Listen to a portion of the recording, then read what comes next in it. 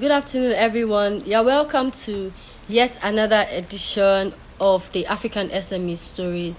As usual, I remain your host. My name is Linda. Hi, good to have everyone in. As I said earlier, my name is Linda, and I'll be your host for today's show, the African SME Stories.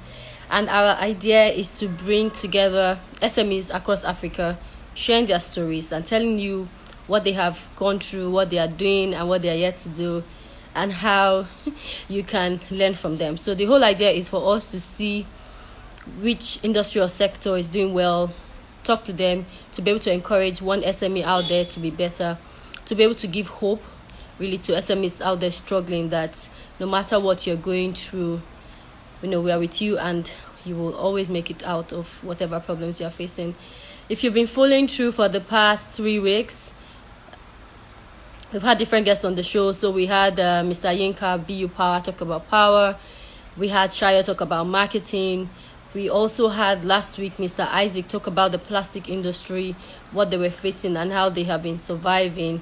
This week we are going to an extremely different industry entirely, and it has to do with production and using raw materials and creating stuff from what we have. We'll be having Mr. Azuka today of the Producers Hub.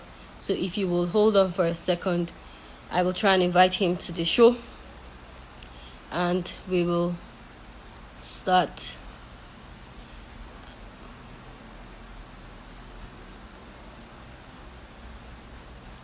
Azuka Ijekeye. So Mr. Azuka, if you are there, you can send me a request to be in this live video, or we can... I'm not seeing you yet. I've sent you a request so you can accept and we can start today's show. So, as I said earlier, the African SME series is one that it's we're having it to just see how we can propagate hope for SMEs out there. We know the struggles that they are facing. We understand totally how they have to struggle with finding for themselves from start to finish. We talk about light issues, power, finance, even manpower is also a problem. So this was fast. This to be really fast today. So Mr. Azuka, I've sent a request. Please accept, and I will hold on for you to come in before. That was fast. Nice to have you on the show, Mr. Azuka. I am extremely excited and delighted to have you. And we have lots of people already tuning in. It seems that we are getting traction with the African SME stories. I'm happy. I hope that they can learn one or two things from you, because you have done extremely well. So before we dive into questions of the day, I know you have a lot to talk about, even in terms of the new booth you created for the COVID-19 sampling. That was really awesome and amazing when I saw the video. I'm sure we'll talk about that a bit when we go in. So to my guests, please join me and welcome Mr. Azuka to the show. I will read his profile and you can send me questions which I'll take along the line and we can start. So Mr. Azuka Augustine Ijekeye is a serial entrepreneur with interest in non-food light manufacturing, retail displays, design, manufacture, oil, palm, agriculture, and helping small-scale producers, in bracket non-food, achieve manufacturing scale.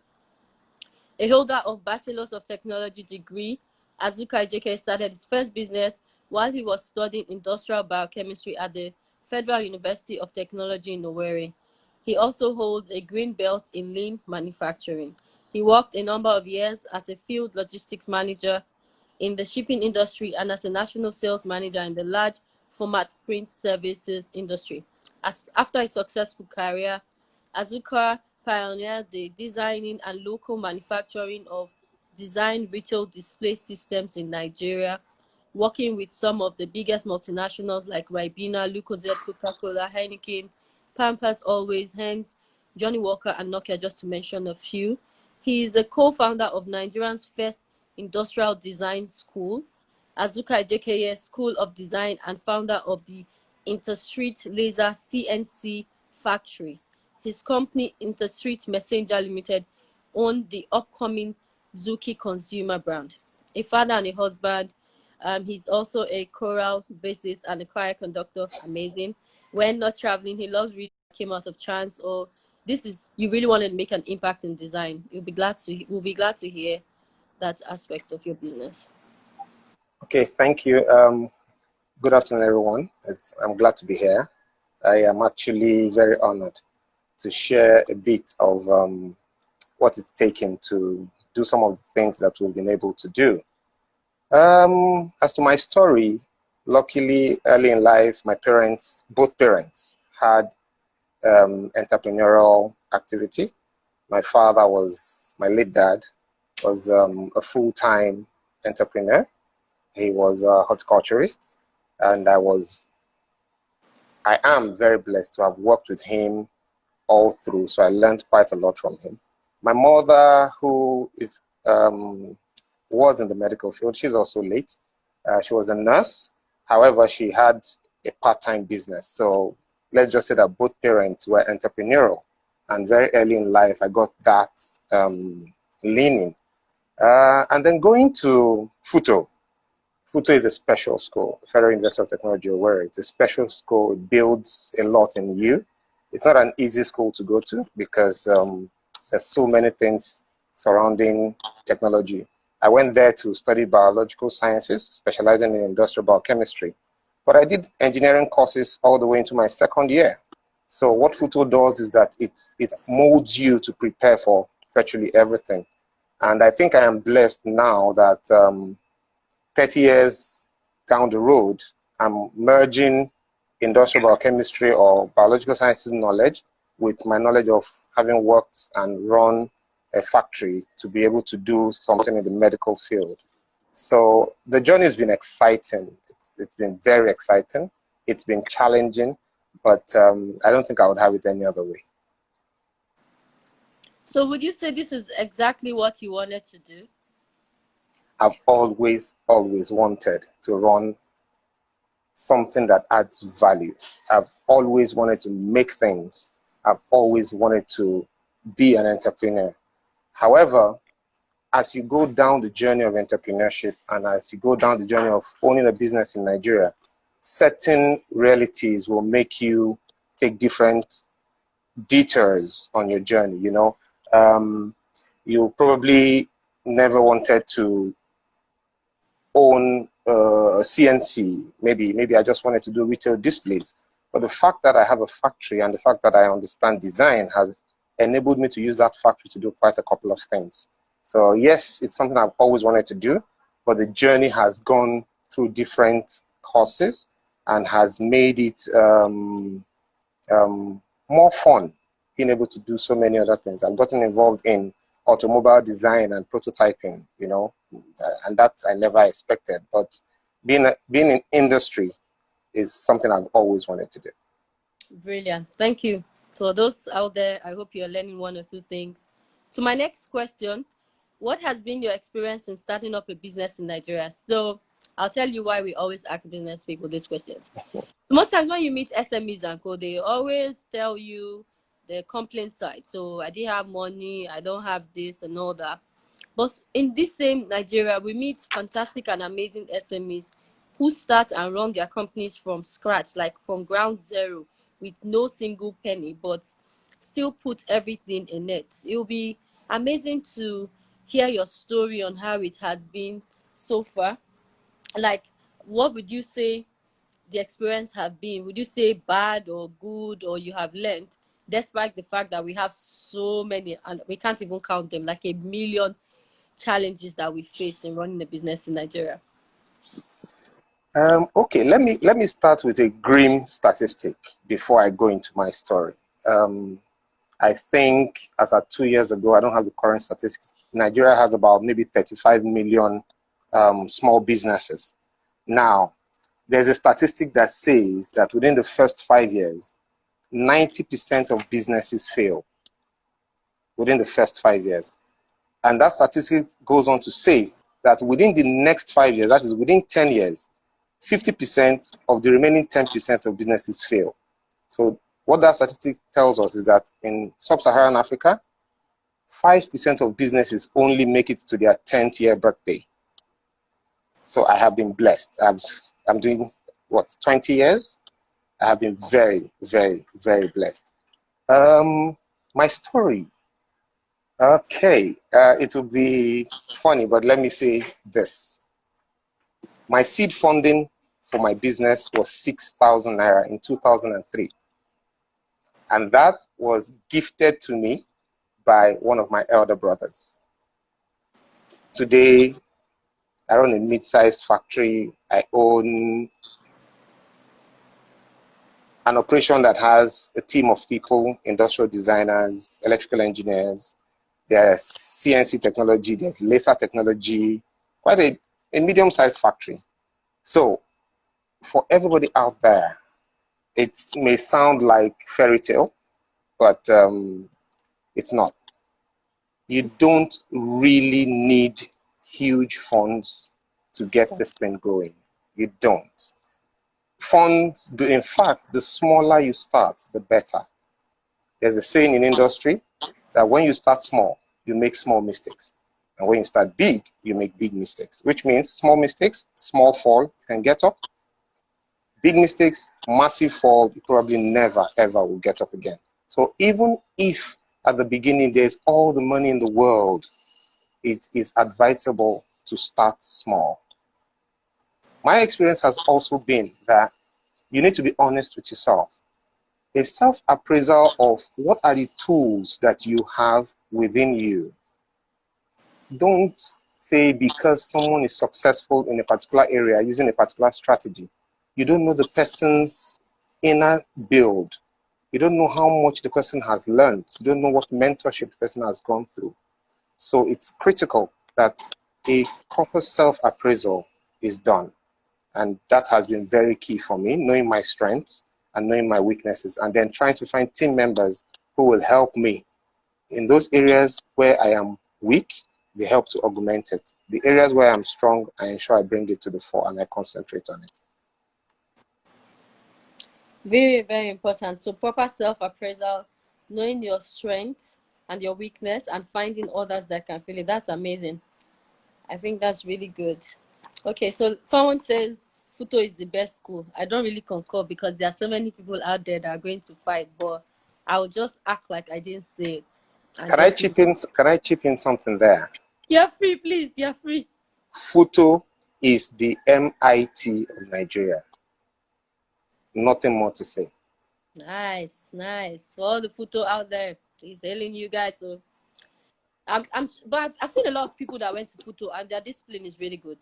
This is not just to just say because you said it. There are always some differences when you see someone who went to a technical school where there's hands-on practice. It's not just about going to school. So I'm actually really thinking that our universities should go beyond just the sit in the class, pen and paper, to practicality. Can you, after 4 years of being a mechanical engineer, actually, so sir, what do you mean by MIT? Okay, someone needs you to explain what MIT means. Can you actually build something or even fix a car? So it's always a big problem where you see the mechanics on the road who didn't go to school at all but have learned the job, and then you see the ones who went to school to read mechanical engineering and cannot even fix battery, not even talk of it. So it's very important that we should begin to have schools that also teach you hands-on practical experience where you are learning computer science and you see a computer and not just learning computer for words. Anyway, so to my next questions are, what are the lessons so far, and how can you tell people or teach people from the lessons that you have learned? Lessons. It's very, very difficult. If I start listing them one by one, I'll probably not finish today. But one of my biggest lessons is that trust is priceless. Trust is priceless. When you go into entrepreneurship, you need to build trust. People need to know that they can trust you, that if they put their naira behind you, that they're going to get value for it. So trust is priceless, and trust is earned. Nobody is going to give you trust. You're going to have to earn it. They're going to trust you with their money. They're going to trust you with their deadlines. They're going to trust you with partnership and growing their businesses. So it's important that we understand that trust is priceless. Being honest, I mentioned before, be honest to yourself, be honest to your customer, be honest to the challenges you're going to face, and just put that in front where people know that you tell them the truth, even when the proverbial, excuse my language, shit hits the fan. You really need to be honest. If you can't make a deadline and a customer depends on you to make that deadline, way ahead of time, let the customer know that I'm going to miss this deadline. And then maybe the customer can rearrange, maybe the customer can tweak things around, but be honest. No need lying. One of the biggest problems we have, especially with small businesses that are more artisan, is that there's an honesty problem. You know, tailors, fashion people, people who make shoes, mechanics and stuff. It's important that we begin to learn that spirit of honesty to our customer. Tell them the truth. One other thing that I have learned, and it's unfortunate I'm going to say this, is that, and I know some people are going to eat my head after this, public servants will get in your way. It's an unfortunate scenario that the public servants in Nigeria don't understand that it is their job to offer some form of service. Maybe it's the structure of how they are trained. Maybe it is the design of their system. But my experience is that public servants get in the way a lot. Public servants don't want to help. Public servants almost see entrepreneurs as their POS machine or their ATM machine, ATM card. And that's terrible. These are people who are using their very blood to develop this economy. This economy is standing on what entrepreneurs are doing. I agree. This economy is not, yes, we can cry all we want about oil. I'm probably one of the few people very glad that oil is taking the direction it's going. Friends who know me know that as far back as 6-7 years ago, I had wished that the dollar would be 2,000 naira to a dollar. Yes, people will take my head off. But the truth is this: you cannot keep supporting the dollar with our lifestyle. Of the naira. We cannot expect people to make everything that we want to use. Who does that? If we keep expecting people to make the things that we use, then we're totally dependent on them, and we're not contributing anything to the world economy or to advancement. You know, so the public servants really need to see that part of their job is to help entrepreneurs achieve more and advance more.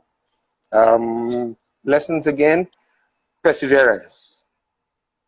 In this climb, you need to understand that your number one ingredient, which is where I also go back to Futo.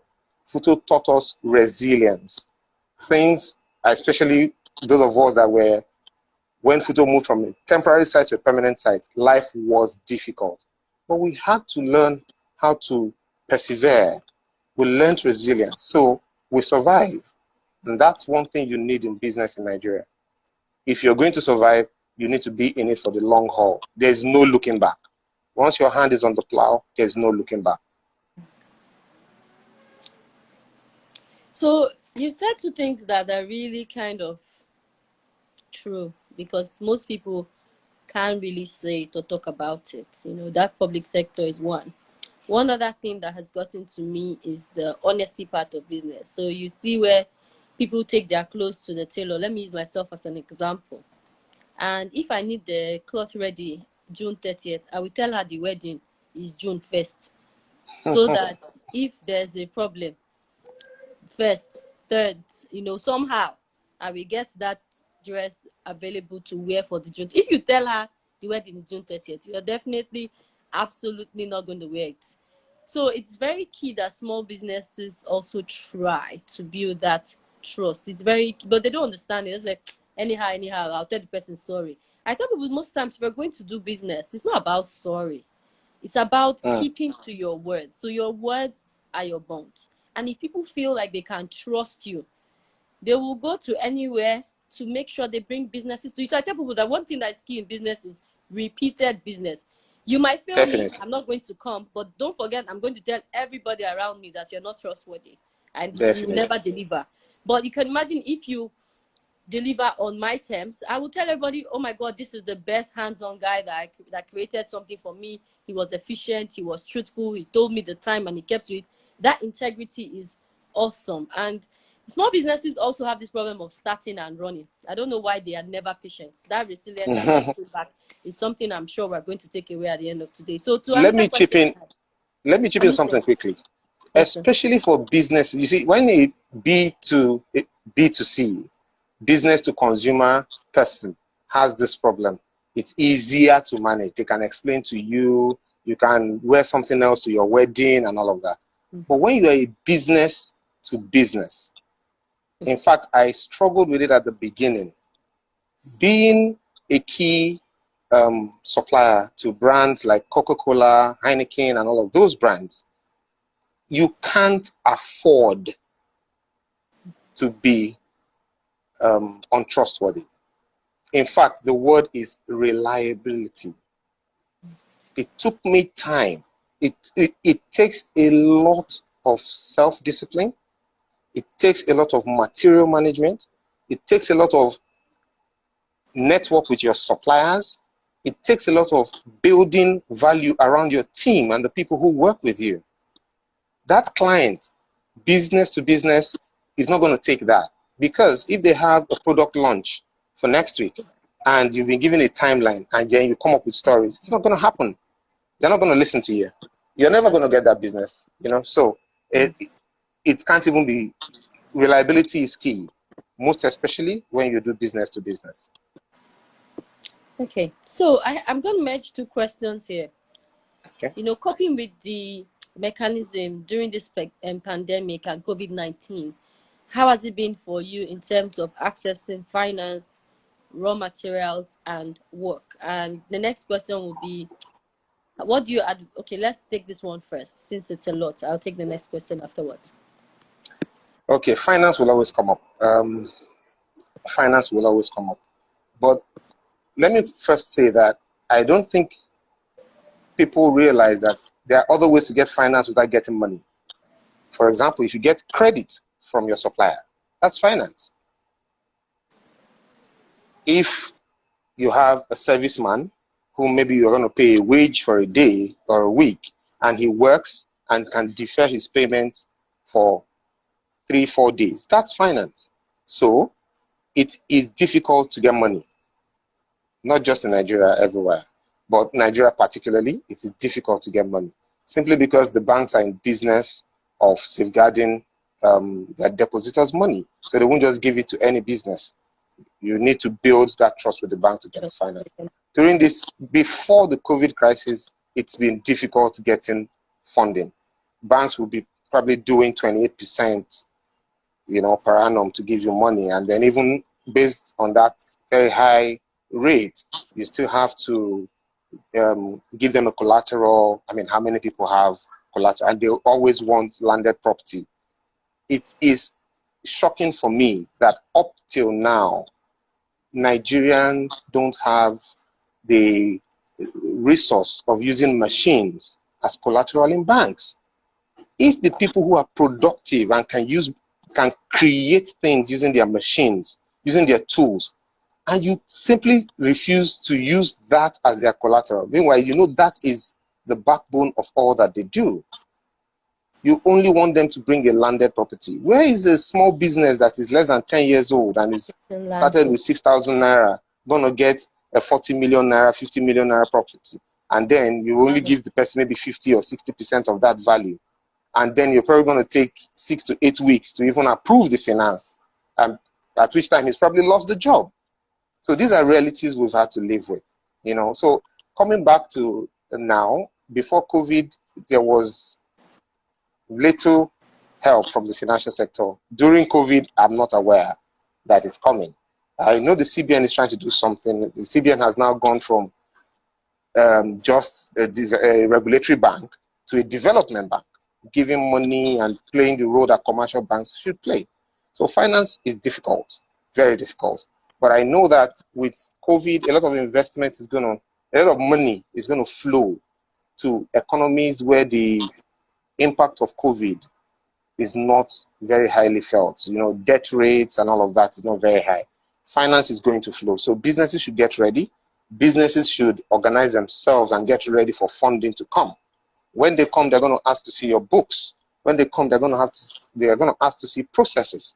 So for funding and finance, that's something we really need to look at. You asked again about raw materials and workforce. Do you think we have enough hands, you know, who are like just as good as you are in creating stuffs from scratch in Nigeria?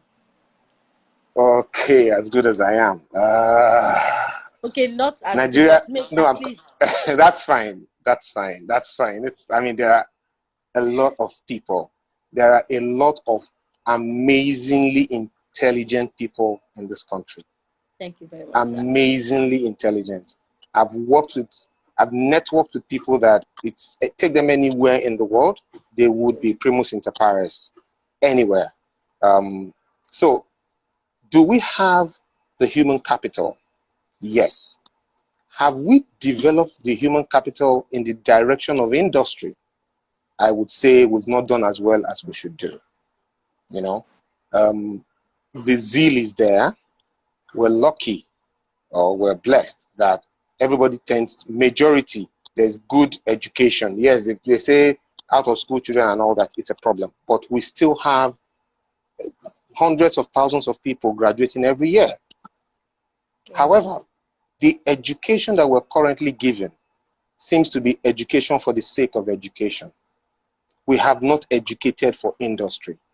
And until we tie the educational curriculum to the requirements of industry, we will keep bringing out engineers who cannot use a measuring tape. Until we realize that industry has to lead, industry need should be what is driving what kind of education we're doing. Let me dip a bit into this. I always say, and people fight me when I say, that Nigeria's current reservoir of technological know-how, a good percentage of it resides in Computer Village, Arena in Oshodi, Owode Onirin, Aba, Oka, Onisha. Those are the places where you find people who really know how to get things done. Our education teaches us how to talk. Talk is cheap. Every graduate in Nigeria knows how to talk. We know how to write on Instagram. We know how to write on Twitter. We know how to. However, tell that person, come, especially if it's a technical field, if it's a scientific field, you find that the education has stopped short of putting the science in the scientist, or putting the technology in the technologists. So we need to educate for industry. Once industry gets involved in the curriculum and how it is developed, you will see that we start to have the right kind of people coming out, and they can quickly go into industry and they can add value. And of course, industry will be willing to train. What all of us do, those of us who are here trying to move things, is that we train the people who work with us. 100% everybody I've had to work with, as the technical guys, and I always use technical people, I've had to put through a process. I've had to put a mentality. I've had to make them understand what detailing looks like. What's the finish that the market is looking for? All these things don't come in school. So we need to rearrange our education such that it is industry focused. There is a big divide between what the research agencies say they are doing and what industry is doing. I don't know how many non-food so-called innovations that FIRO, RMRDC, that's the Raw Materials Research Council, and all the other research agencies, I don't know how many non-food are being commercialized in industry. So you find that every year there's budget for the research agencies, they do their research, they claim they have technologies, but you don't see them in industry. So, I mean, what are we educating? You have spoken very well. I think it's high time we moved from just talking to action. And for us, the reason for the show is like we want to stop complaining and just finding people who have survived and doing well to teach others. And let's just move a large number of people from level or grounds of complaints to acting. I would quickly go into, so with the issue of COVID-19, we found out that you came up with an innovative idea. What inspired you to do that? I know the time is even running very fast, so I'm skipping some questions to the main keywords that I want to talk about. So I came Time across flies. the video of the booth you created for taking samples for COVID-19 patients, just to do testing. I just wanted you to talk a bit about that, and then I'll tell so those listening, we're going to work on posting the video talking about the booth on our handle, maybe over the weekend or by Monday. So if you want to see what I'm talking about, we'll post Mr. Azuka's sample booth video on our page, so you can really see how innovative they have been. Okay, we're talking about the product is called the TS module. So the TS module is a positive pressure sample collection booth targeted for COVID-19.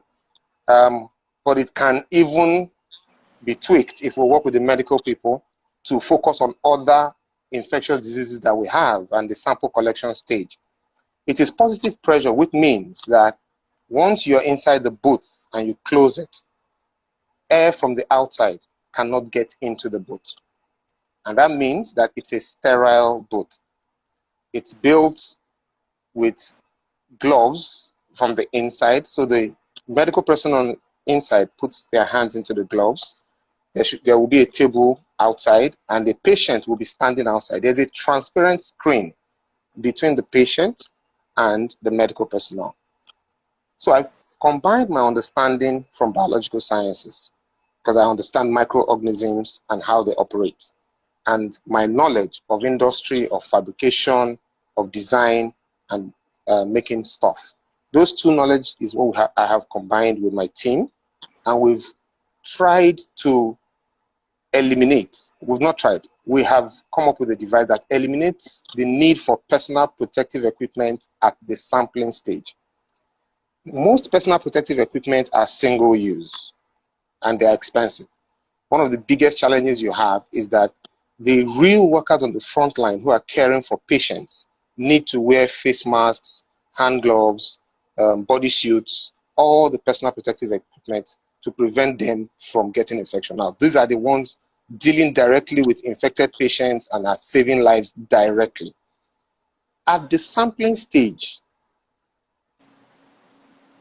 if you use the current system, you still need those personal protective equipment because the person who's going to collect the sample is with a potentially infected patient. However, with the TS module, you totally eliminate that. And we took this inspiration from South Korea because they have so much experience with SARS and MERS and have had this kind of problems that we are having now. So we took that inspiration. But what we've done is gone further. We've asked ourselves, what kind of return on investment do we need in our client? Having one booth, taking just one person's sample, we felt we could optimize that. So we have a 2-person booth, which means simultaneously, 2 patients are being attended to at the same time. On the average, if we talk about numbers, we expect that the booth should be able to do each booth, about 250 samples collected every day. So it means in a place like Lagos, if there are 20 of those booths, they're doing 5,000 samples collected on a daily basis. So it will now be to go into the laboratory and run the analysis. We know that the countries where they've been able to flatten the curve, testing is key. Testing is key. Since this COVID-19 is so crafty, very crafty, scientists are still battling to fully understand how it works. So testing is the main thing that gets us to know who is asymptomatic, who has been infected before and has cured, who is currently infected, and who is not infected. So any way we can ramp up testing, we believe that's going to help us to flatten the curve, reopen our economy, and get us working again. So that's how come we've developed that project. I want to use this opportunity to thank, I hope you allow me, to thank the guys of TV 360. They are the ones who came up saw what we did, and decided that they would do all of that news article and all that. So if you go to the TV 360 website, you'll find that article or the video there. Of course, we'll make it available to you, and it's also available on my YouTube page. Awesome. Thank you so much, sir. Awesome. So I want to quickly go into the question of starting a fabrication business. Before we round up, I'll take 2 more questions before we go. So for instance, what would be your advice to SMEs or young people out there who want to go into production of stuffs like you're doing, like creating equipment, creating machines, creating stuffs from scratch to finish? How much do they need? What would you advise? What kind of advice will you give to them, if they want to start? First, let me encourage everyone in that there's probably no more opportune time to get into technology-based business than now. And I'm not just talking the ICT, because every time someone talks about technology now, it only seems as if it's ICT. No, I'm talking technology for production. I'm talking hardware. There are machines now being developed locally for door making. There are machines being developed, even CNC machines. I'm working with a team right now that is developing a locally made CNC router, laser cutters. So when you say fabrication, a lot of people see fabrication only from the perspective of metal welding, but fabrication is a very wide range. There's plastic fabrication, there's wood fabrication, there's metal fabrication. So fabrication is a very wide range. And in the same way, all the machines used in fabrication, one of the key areas that everyone must understand is that precision is key, and there are precision equipment. How you cut, what angle you cut, what kind of designs you can make. So you see that the CNC technology has become the strength of China manufacturing, in addition to other technology, of course. But CNC technology, CNC stands for computer numeric control. So there are CNC machines. So laser cutters are CNC machines. Routers are CNC machines. There are lathe machines that are CNC machines. Plasma cutters for cutting metal are CNC machines. So imagine if, as a policy, just CNC, we could say within 10 years, we want to enable the people who can develop CNC machines in Nigeria. CNC machines are used in door making, furniture making. They're used in fabricating plastics. CNC machines are used in the automobile industry. They're used in the boat industry. They're used by the military. If we can own CNC technology, we've started advancing. I always talk about advancing local capability. So anybody who wants to get into the business, well, just like I said earlier, start small. If it is metal fabrication, like welding, there are small welding machines, but then it means you have to go and learn how to weld. Even if you're not going to be the welder, you need to understand what it's all about. You need to, how does the machine work? It works with electricity. What are the electrodes? What type of electrode to use for what kind of activity? And if you're going into vacuum forming, for example, vacuum forming machines are used to make a lot of the plastics that we use, waste bins and all of that. So vacuum forming machines are not difficult to build. If you, I believe I know 3-4 people. Talita Industries is a company that makes machines. We also make machines. So there are people locally who can develop machines for these processes. If you want to go into acrylic, so maybe you want to use a laser cutter, maybe you want to use a router. There are acrylic earrings, for example, that are laser cut that we've made in our factory. Yes, there are acrylic earrings, plastic earrings, and little industries will come out of that. Right now with COVID, you see these face visors everywhere. I have one here. This is my visor. So we made this in the factory just with a laser cutter, So it's challenging. However, it's interesting. The main thing is they should understand that you need focus. Then I must talk about design. I find in my experience, and I can probably talk for a week on design. The missing element in industry, small-scale industry in Nigeria, is design. The reason why our country looks the way it looks is a lack of the understanding or the appreciation of design. When I say design, maybe I should say industrial design, because when I say design, I may be confusing people. But yes, it's all design. Now, industrial design is the key. We don't have education in industrial design in Nigeria. Some universities claim that people specialize in industrial design. Sculpting is not industrial design. Industrial design is designed for industry. Industrial design is the thinking before the doing. Budget. It can work to budget. So industrial design answers questions even before you get into the production process. I hope you can hear me. Yes. Okay. So that's the role of industrial design. So design is key, and Nigeria needs to have a discussion around design. And I'm not talking a talk shop.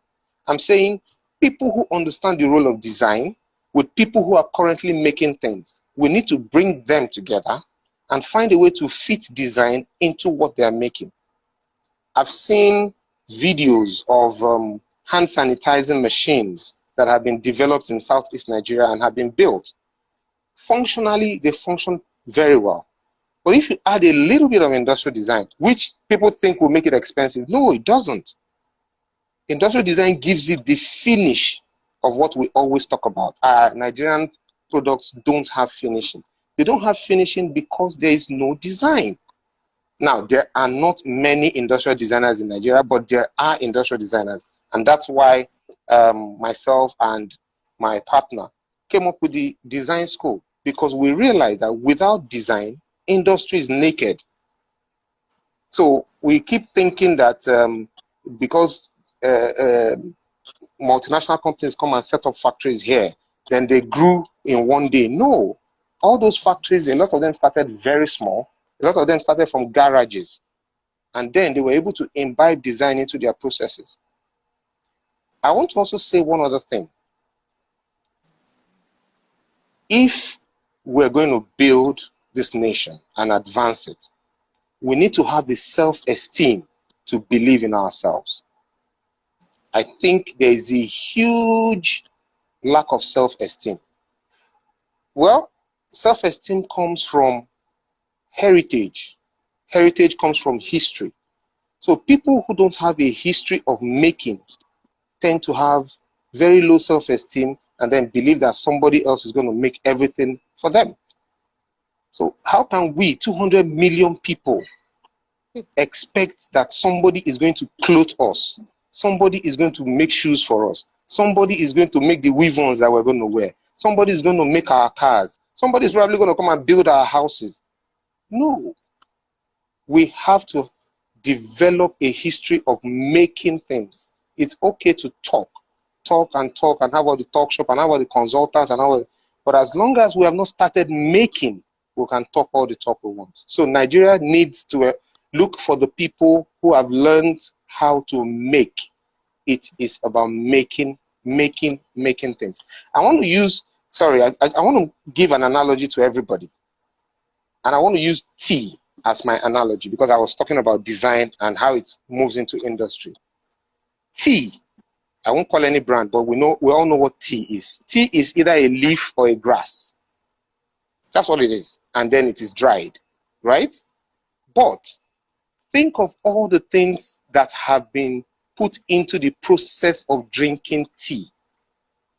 So we have a tea kettle, we have a teacup, we have teaspoons, we have saucers, we have trays. Have you seen how, with industry and design put together, how they have created an economy around a grass called tea? So if Nigeria took our cassava and we said, you know what do we get from cassava? We have starch from cassava. We have gari from cassava. We have chips from cassava. How can we build industry around the cassava we have? Nigeria is, I think, the largest producer of cassava in the world. Yes, we are. How come we're not building industry around it? All we're doing is thinking food.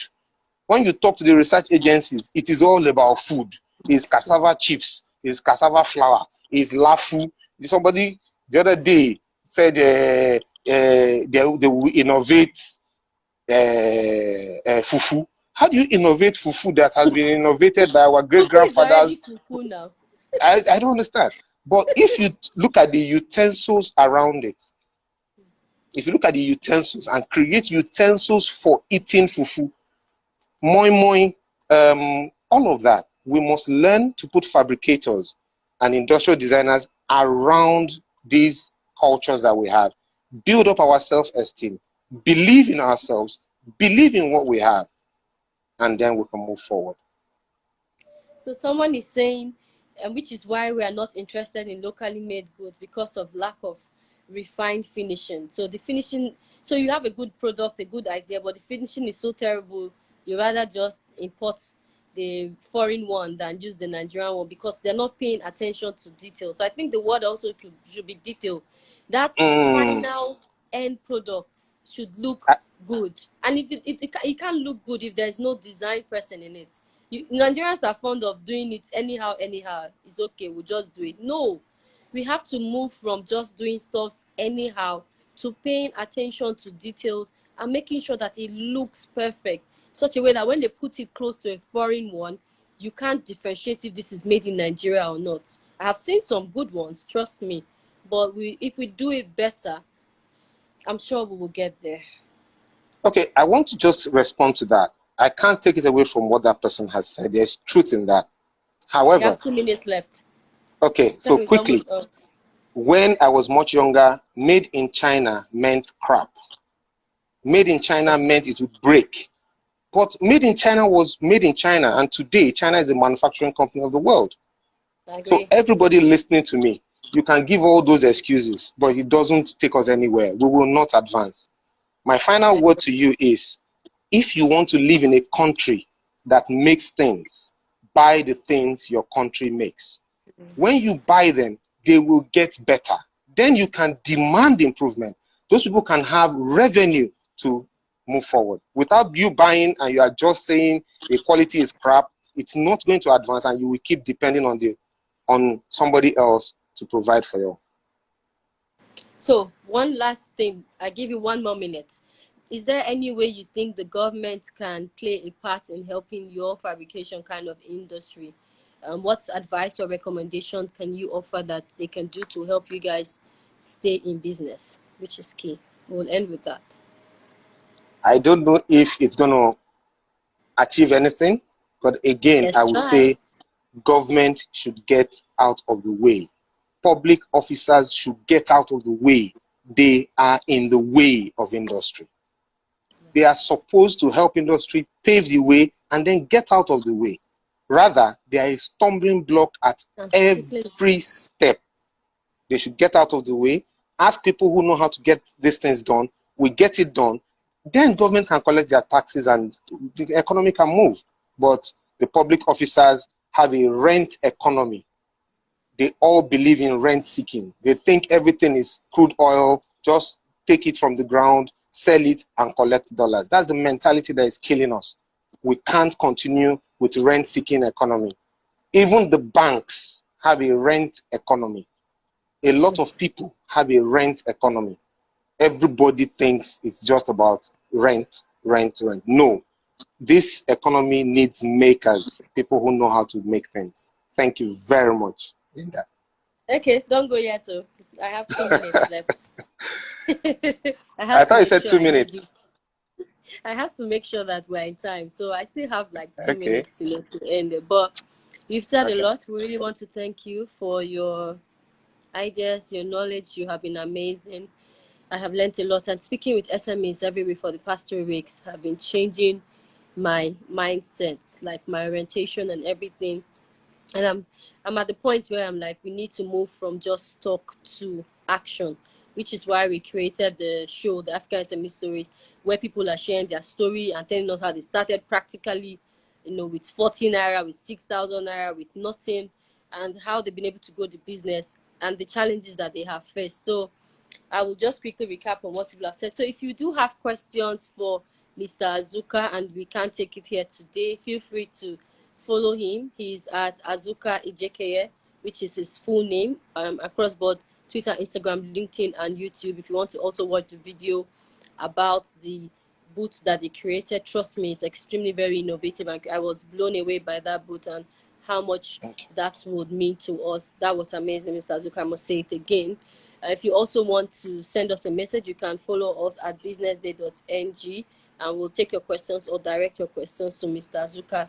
So before we end, we've learned a lot about the factory and design. We learned about it's not just tech, but it also has to do with fabrication. We talked about SMEs and the challenges and how only 5% make it through. You are one of them. We are happy that you're still in business.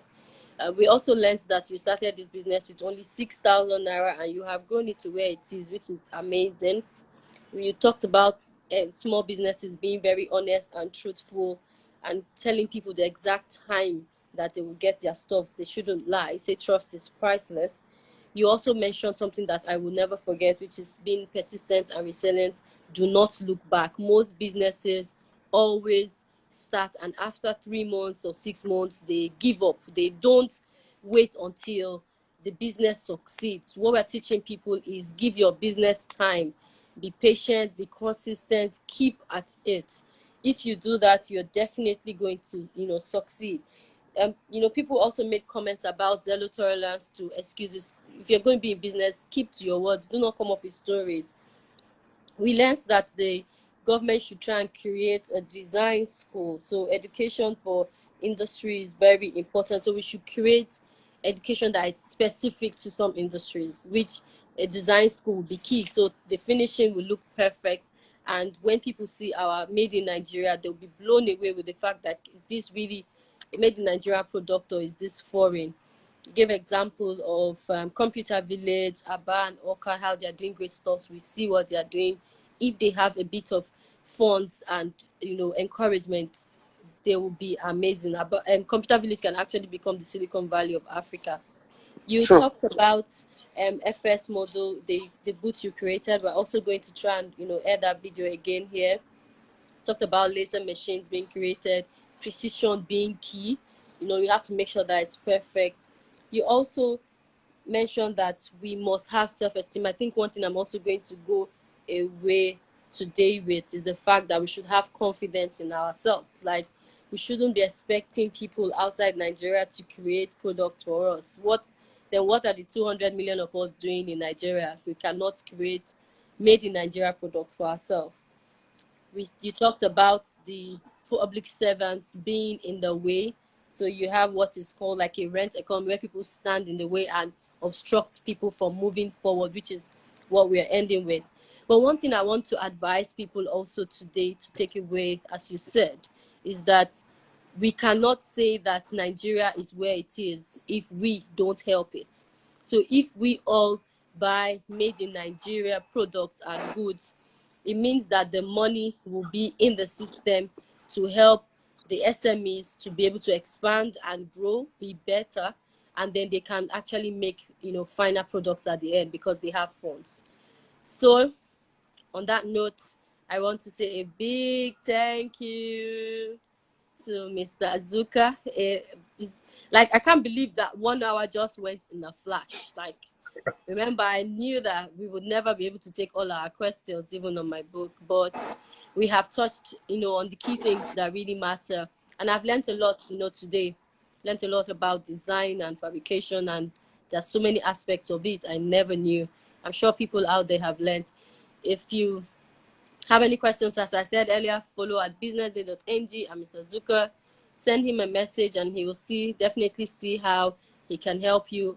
I will be ending this session and going in for another session at 3 o'clock with Mr. Edmond. So if you still do want to listen on the new realities of SME, make sure you stay tuned for another hour with me. Until I come your way again by 3, thank you for listening, and I hope we see again by 3. Thank you, sir. We're grateful. Thank you. Take care. Have a nice weekend.